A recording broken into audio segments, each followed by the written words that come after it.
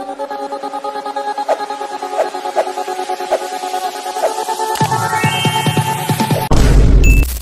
hello guys, நம்ம இந்த வீடியோல எந்த விஷயத்தை பத்தி பேச போறோம் அப்படினு சொல்லி கேட்டோம்ல. தமிழ்நாட்டுல இயங்கிட்டு இருக்கக்கூடிய டாஸ்மாக் இல்லையா, டாஸ்மாக் நிறுவனங்கள் அது மட்டும் இல்லாம மதுபான ஆலைகள் இது எல்லாத்தையுமே சேர்த்து பார்த்தோம்னா கிட்டத்தட்ட 1000 கோடி ரூபாய் முறைகேடு அப்படின்றது நடந்திருக்கு அப்படின்னு சொல்லிட்டு அமலாக்கத்துறை அனௌன்ஸ் பண்ணியிருக்கிறது தமிழ்நாடு அரசியல் களத்துல பரபரப்பை ஏற்படுத்தியிருக்கு அப்படின்னே சொல்லலாம். ஸோ இதுக்கு ஒரு பக்கத்துல வந்துட்டு பார்த்தோம் அப்படின்னா தாவேகாவா இருந்தாலும் சரி, இல்லை நாத்தாக்கா பாமக அப்படின்னு சொல்லி எதிர்கட்சிகள் எல்லாமே கொந்தளிச்சிருக்காங்க அப்படின்னே சொல்லலாம்.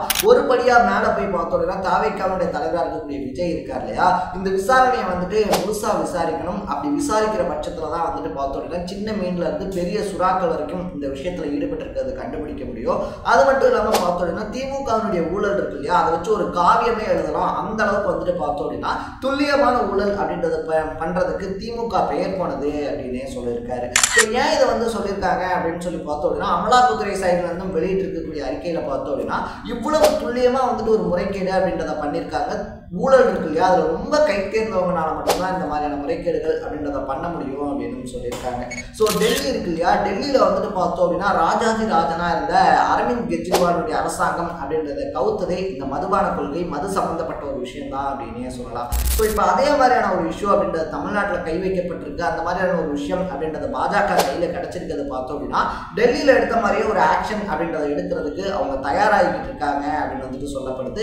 ஏன்னா எப்போ திமுக மட்டும் எப்போ திமுகவை முடிக்கலாம் அப்படின்றது பாஜகவுடைய முதன்மையான நோக்கமா இருக்கும்போது தானே கையில லட்டை கொண்டு போய் திமுக கொடுத்துருக்கு. இதை பாஜக ஒருபோதும் மிஸ் பண்ண மாட்டாங்க அப்படின்னு வந்துட்டு சொல்றாங்க. ஸோ என்னதான் மேட்ரு, என்னதான் முறைகேடு பண்ணியிருக்காங்க அப்படின்னு சொல்லி பார்த்தோம் அப்படின்னா தமிழ்நாடு முழுக்க கிட்டத்தட்ட 4829 கடை இருக்கு அப்படின்னே சொல்லலாம். இதுக்கு வந்துட்டு பார்த்தோம் அப்படின்னா எம்பி ஜெகத் ரட்சகனுடைய மதுபான கம்பெனி உட்பட பல கம்பெனிகள் வந்து பார்த்தோம் அப்படின்னா சரக்கு இருக்கையா அது சப்ளை பண்ணிக்கிட்டு இருக்காங்க அப்படின்னே சொல்லலாம். இப்போ எதில் முறைகேடு பண்ணியிருக்காங்க அப்படின்னு சொல்லி வந்து பார்த்தோம் அப்படின்னா அதிகப்படியான சேலான மாதிரியான ஒரு புள்ளி விவரம் அப்படின்றது காமிக்கப்பட்டிருக்கு அப்படின்னு வந்துட்டு சொல்கிறாங்க. அது மட்டும் இல்லாமல் பார்த்தோம் அப்படின்னா சரக்குக்கு வந்துட்டு டெண்டர் எடுப்பாங்க இல்லையா, ஸோ டெண்டர் எடுக்கும் போதே வந்துட்டு பார்த்தோம் அப்படின்னா அதிகப்படியான விலை அப்படின்றத கொடுத்து எடுக்கிறது. லைக் அந்த பார் ப்ராடக்ட்லாம் வந்துட்டு ஒரு எக்ஸாம்பிளுக்கு சொல்கிற ஒரு 15 ரூபா இருக்குது அப்படின்னு சொல்லி வச்சுக்கோங்களேன். அந்த 15 ரூபா அப்படின்றத அந்த கம்பெனி கிட்ட பேசிட்டாலும் கூட பார்த்தோம் அப்படின்னா உன் பாட்டில் 25 ரூபா அப்படின்னு வந்துட்டு சொல்லு. ஸோ 25 ரூபா அப்படின்றத சொல்லி அந்த 15 ரூபா இருக்கு இல்லையா, உன்னோட ரேட்டான 15 ரூபா அப்படின்றத நீ வாங்கிக்கோ, அந்த 10 ரூபா வந்துட்டு பார்த்தோம் அப்படின்னா எனக்கு அப்படின்ற மாதிரி ஒரு பாட்டிலுக்கு பேரம் பேசுறாங்க அப்படின்னு சொல்லி வச்சுக்கிட்டோம் அப்படின்னா தமிழ்நாட்டில் தினம் எத்தனை ஆயிரக்கணக்கான பாட்டில்ஸ் ஓடுறது அப்படின்றது நம்ம கணக்கே எடுக்க முடியாது அப்படின்னே சொல்லலாம். அதுலேயும் 3 வேளை குடிக்கிறவங்க, 2 வேளை குடிக்கிறவங்க, காலையில் சாயந்தரம் கட்டிங் போடுறவங்க, காலையில் மதியம் நைட்டு கோட்டர் அடிக்கிறவங்க அப்படின்னு சொல்லிட்டு பார்த்தோம் அப்படின்னா தனித்தனி ரகமாக நம்ம ஆட்களை பிரிக்கலாம் அப்படின்னே சொல்லலாம். ஸோ அப்படி வந்துட்டு பார்த்தோம் அப்படின்னா டைரக்டாக வந்துட்டு மதுபான ஆலைகள் இருக்காங்க இல்லையா, டாஸ்மாக் அதிகாரிகள் வந்து பார்த்தோம் அப்படின்னா டைரக்டா மதுபான அதிகாரிகள் அவங்கள்ட்டே போயிட்டு ஒரு கான்ட்ராக்ட் மாதிரி வச்சுக்கிறது. லைக் எப்படி சொல்றது, எந்த விதமான அக்ரிமெண்ட் அதெல்லாம் கிடையாது. இதுதான் வந்துட்டு ரூல்ஸ். நீ எனக்கு உன்னோட 15 ரூபா பாட்டில் 25 ரூபா அப்படின்னு சொல்லி தரணும். அந்த 25 ரூபா இருக்குல்ல, அந்த 25 ரூபாய் நீ வாங்குற மாதிரி வாங்கிட்டு உன்னுடைய 15 ரூபாய் நீ எடுத்துக்கணும், மீதி என்னுடைய 10 ரூபாய் நீ என்கிட்ட கொடுத்துடணும் அப்படின்ற மாதிரி பார்த்தோம் அப்படின்னா அப்படி ஒரு கணக்கு காட்டியே பல கோடிக்கணக்கான ரூபாய்கள் அடிக்கப்பட்டிருக்கு அப்படின்னு சொல்றாங்க. ஸோ இது வந்துட்டு ஒரு வகையான ஸ்கேமா இருக்கு இல்லையா. ரெண்டாவதா என்ன பண்றாங்க அப்படின்னு சொல்லிட்டு பார்த்தோம்னா டாஸ்மாக்ல வேலை போடுறது, அது மட்டும் இல்லாம பார்த்தோம் அப்படின்னா வேலையை வந்துட்டு டிரான்ஸ்ஃபர் பண்றது. இப்போ லைக் திருப்பூர்ல இருக்காங்க, அவங்களுக்கு வந்துட்டு ஈரோட்டில் அவங்களுடைய சொந்த ஊர்லேயே வேணும் அப்படின்னா அப்போ அவங்களுக்கு வேலை போடணும் அப்படின்னா ஒரு அமௌண்ட்டு. அதே மாதிரி நீங்கள் உங்களுடைய வேலை இருக்கு இல்லையா, அதை வந்துட்டு இந்த டிஸ்ட்ரிக்ட்லேருந்து எனக்கு அந்த டிஸ்ட்ரிக்ட் போகணும், அதுவும் பர்டிகுலராக இந்த கடையில் வந்துட்டு வேணும் அப்படின்னு சொல்லி கேட்டிங்க அப்படின்னா அது எல்லாத்துக்குமே கேட்டகரி வைஸாக அமௌண்ட் ஃபிக்ஸ் பண்ணியிருக்காங்க அப்படின்னு வந்து சொல்லப்படுது. ஸோ இந்த ஊருக்கு ட்ரான்ஸ்ஃபர் வேணும் அப்படின்னா இத்தனை அமௌண்ட் தரணும் அப்படின்னு சொல்லிட்டு அந்த அமௌண்ட் தந்தீங்க அப்படின்னா உங்களுடைய ட்ரான்ஸ்ஃபர் இருக்கு இல்லையா உடனடியாக பார்த்தோம் அப்படின்னா கொடுக்கப்படும் அப்படின்னு சொல்கிறாங்க. அப்படியுமே வந்துட்டு பார்த்தோம் அப்படின்னா பல லட்சக்கணக்கான ரூபாய்கள் அப்படின்றது வாங்கப்பட்டிருக்கு அப்படின்னு சொல்றாங்க. ஸோ இது எல்லாத்தையுமே தாண்டி வந்துட்டு பார்த்தோம் அப்படின்னா வாகன டெண்டர் இருக்கு இல்லையா, இப்போ டாஸ்மாக் எடுக்கக்கூடிய வாகனங்கள் இருக்கு இல்லையா, அந்த வாகனங்களுக்கான டெண்டர் அப்படின்றதுலையும் பல கோடி ரூபாய்கள் அளிக்கப்பட்டிருக்கு அப்படின்னு சொல்றாங்க. எல்லாத்தையும் ஹைலைட்டா குடிகாரர்கள் இருக்காங்க இல்லையா, அவங்களுடைய குமுறலா இருக்கக்கூடிய விஷயம் என்ன அப்படின்னா நாங்களே உழைச்சு கரைச்சு உடம்பு ஒடிக்காக ஒரு கோட்டர் வாங்க போனோம் அப்படின்னா அங்கே பாட்டிலுக்கு மேலே 10 ரூபா கேட்குறாங்கப்பா, எதுக்கு பாட்டிலுக்கு மேலே 10 ரூபா கேட்குறீங்க அப்படின்னு சொல்லி கேட்டோம். அதிகாரிகளுக்கு கொடுக்கணும், அமைச்சர்களுக்கு கொடுக்கணும் அப்படின்னு சொல்லிட்டு பார்த்தோம் அப்படின்னா டாஸ்மாக் நிர்வாகிகள் இருக்காங்க இல்லையா, அவங்களே வந்துட்டு பார்த்தோம் அப்படின்னா நொந்து போய் பேசுகிறாங்க. ஸோ இப்படி வந்துட்டு ஒரு நாளைக்கு ஒரு பாட்டிலுக்கு 10 ரூபா மேனிக்கு வச்சாலே பார்த்தோம் அப்படின்னா அது பல 100 கோடி ரூபாய்கள் அப்படின்றது வருஷ கணக்கில் வந்துடுது அப்படின்னு வந்துட்டு சொல்கிறாங்க. ஸோ இது எல்லாத்தையுமே கூட்டி கழிச்சு பார்த்தோம் அப்படின்னா பல மாதங்களாக வந்துட்டு இந்த குற்றச்சாட்டு அப்படின்றது டாஸ்மாக் மேலே வைக்கப்பட்டுக்கிட்டே இருந்துச்சு அப்படின்னே சொல்லலாம். ஸோ கடந்த 6ஆம் தேதி பார்த்தோம் அப்படின்னா அமலாக்கத்துறை என்ன பண்ணுறாங்க அப்படின்னா அதிரடியாக வந்துட்டு சென்னை எழும்பூரில் இருக்கக்கூடிய டாஸ்மாகினுடைய தலைமையகம் இருக்கு இல்லையா, அங்கே போயிட்டு ரைடு அப்படின்றது விடுறாங்க. அது மட்டும் இல்லாமல் தியாகராய நகராக இருந்தாலும் சரி, அதை சுற்றி சென்னை சரௌண்ட்ஸில் இருக்கக்கூடிய இடங்கள், கோயம்புத்தூரில் இருக்கக்கூடிய மதுபான ஆலைகள் அப்படின்னு சொல்லிட்டு முன்னாள் எம்பிக்கள் எம்எல்ஏக்களுக்கு சொந்தமான மதுபான ஆலைகள் எல்லாத்துலேயுமே வந்துட்டு பார்த்தோம் அப்படின்னா ரைடு விடப்படுது அப்படின்னே சொல்லலாம்.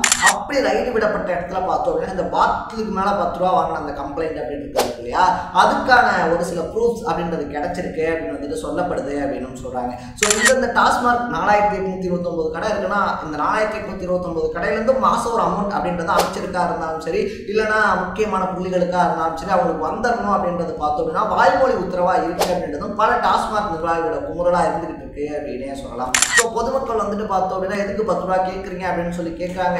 மேலிடத்துலேருந்து பார்த்தோம் அப்படின்னா அதெல்லாம் எங்களுக்கு தெரியாது, அதெல்லாம் உங்களோட பிரச்சனை, எனக்கு பாட்டிலுக்கு 10 ரூபா வந்துடணும் அப்படின்னு சொல்லி சொல்கிறாங்க.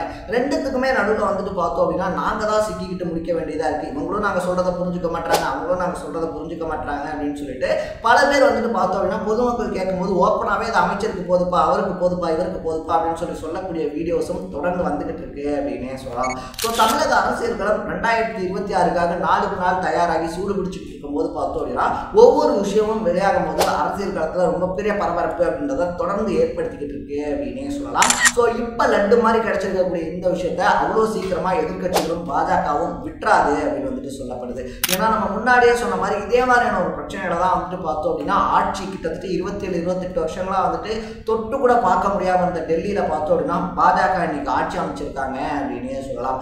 ஆட்சி அமைக்க முடியாத மாநிலங்கள்ல ஏதாவது ஒரு பிரச்சனை கிடைச்சிருச்சு அப்படின்னா பாஜக அதை எந்த அளவுக்கு பெருசா பண்ணுவாங்க அப்படின்றது எல்லாத்துக்கும் தெரிஞ்ச ஒரு விஷயம் தான். ஸோ இப்போதைக்கு வந்துட்டு பார்த்தோம் அப்படின்னா முதல் கட்ட நடவடிக்கை அப்படின்றது மட்டும்தான் எடுக்கப்பட்டிருக்கு அப்படின்றதுனால இந்த 1000 கோடி ரூபாய் ஸ்கேம் அப்படின்றது பேசப்படுது. ஸோ இந்த விஷயத்தை தோண்ட ஆரம்பிச்சாங்க அப்படின்னா இன்னும் பல பெரிய புள்ளிகள் மாட்டுவாங்க, பல்லாயிரக்கணக்கான கோடி ரூபாய்க்கான ஸ்கேம் இது நடந்துக்கிறதுக்கான வாய்ப்பு இருக்கு அப்படின்னு சொல்றாங்க. ஸோ அடுத்தடுத்து யார் மாட்ட போறாங்க, இந்த ஸ்கேம் மூலியமா திமுகக்கு கண்டிப்பா ஒரு நெருக்கடி அப்படின்றது 2026 எலெக்ஷன் இருக்கு இல்லையா, அதுல கொடுக்கப்படும் அப்படின்னு சொல்லப்படுது. ஸோ இந்த திமுக எப்படி எதிர்கொள்ள போறாங்க, அதை தாண்டி இந்த பிரச்சனையால என்னென்ன மாதிரியான பின்விளைவுகள் அப்படின்றது வரப்போகுது அப்படின்றதெல்லாம் நம்ம பொறுத்து இருந்தா பார்க்கணும். ஸோ நீங்க இந்த விஷயம் பத்தி என்ன நினைக்கிறீங்க அப்படின்றத கமெண்ட்ல போட்டு, உங்க ஏரியாவில் நீங்க சரக்கு வாங்க போனீங்க அப்படின்னா அந்த பாட்டிலுக்கு மேல 10 ரூபா கேட்கறாங்களா இல்லையா அப்படின்றத உண்மையா கமெண்ட்ல போட்டு இதே மாதிரி அப்பப்போ அப்டேட்டா போயிட்டு இருக்கக்கூடிய விஷயங்கள், கரண்ட் அஃபேர்ஸா இருந்தாலும் சரி, பாலிடிக்ஸா இருந்தாலும் சரி, ஸ்போர்ட்ஸா இருந்தாலும் சரி, அப்பப்போ அப்டேட்டா போயிட்டு இருக்கக்கூடிய விஷயங்களை நீங்க தொடர்ந்து தெரிஞ்சுக்கணும் அப்படின்னு ஆசைப்பட்டீங்கன்னா மறக்காம சேனலை ஃபாலோ பண்ணி சப்ஸ்கிரைப் பண்ணிக்கோங்க. நாளைக்கு இதே மாதிரி இன்னொரு இன்ட்ரெஸ்டிங்கான வீடியோட சந்திக்கலாம். Bye.